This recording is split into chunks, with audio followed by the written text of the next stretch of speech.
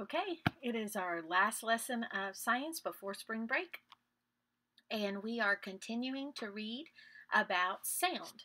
So today I want you to open your books to page 230, and you are going to read about the uses of sound, the different ways that sound is used. And it may not be exactly like what you think of. You're going to be reading about how echo is used and how it is used in helping us locate um, things. We see this in nature with birds and bats using this, and then we have been able to take that and use that in different ways.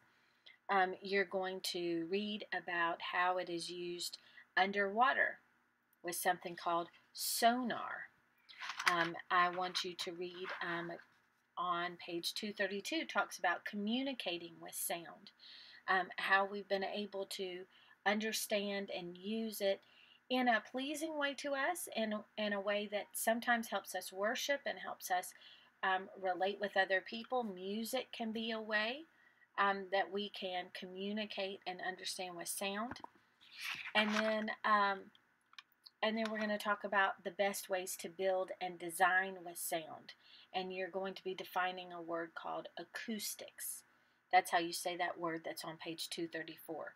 Acoustics. And all that simply means is the science of sound. So what I would like you to do today, we have read several of the sections together this week, but I would like you to read this one. Practice your understanding and your comprehension. Take your time. Please don't rush. You know how I taught you to do it at the beginning of the year, okay? That's exactly the way I want you to do it. Read carefully. Get to the end of the paragraph. Make sure you understand. And then, as you go, you can be completing this study guide. This is page 157, okay? And you are just going to do this side, the page 157 side, okay? So you have several things that you're looking for. Remember, a helpful way to do this is to read your questions first. Know what's there. Know what you're reading. Then you're setting your mind up to understand. That's what you're doing. You're not just saying, well, I got to answer the questions. You're setting your mind up to look and seek answers. It's called reading on purpose. Okay, reading with a purpose in mind. Okay, so I want you to think about those today as you read. So you're going to read page 230 through page 234 and answer study guide page 157. And then in the comments below, I want you, another word that you're going to talk about today is noise. And the definition of noise is interesting. If you look with me on page 230, 1 to 3rd paragraph says, some sounds are annoying and distracting. We often describe these sounds as noise. We usually think of a noise as a type of sound that is harsh, unwanted, or surprising. So a jackhammer, children yelling, or the pop of a balloon are usually considered noises. And then it talks about how even some noises can be useful.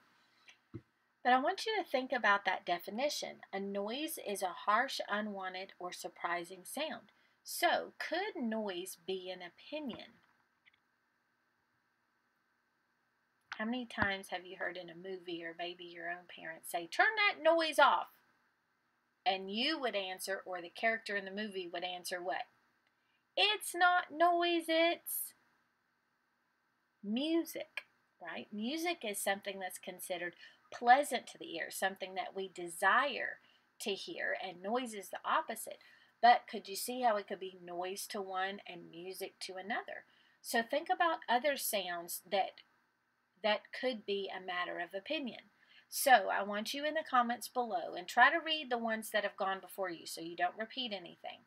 Tell me something that could be a noise to one person or one thing, and then tell me that what could be a noise to one thing but could be not noise to someone else. Okay, now we've already used the idea of music. So I want you to pick something other than music. What could be considered a noise to some but not noise to others? Or even a noise at one time but not to others. but not at another time. Okay, I'm sorry, but I'm going to take another example. Okay, let's say a dog barking could be noise when I'm sleeping and when I'm wanting to rest. But if someone is coming to my door and I don't want them to come to my door and the dog is trying to protect me and they're barking, then that is helpful and wanted. Not, I wouldn't consider it, I'll just stop that noise. Okay, but I would if I was trying to sleep. All right, so give me an example of one that could be considered noise at one time or by one person, but not at another time or by another person. All right, put your thinking caps on.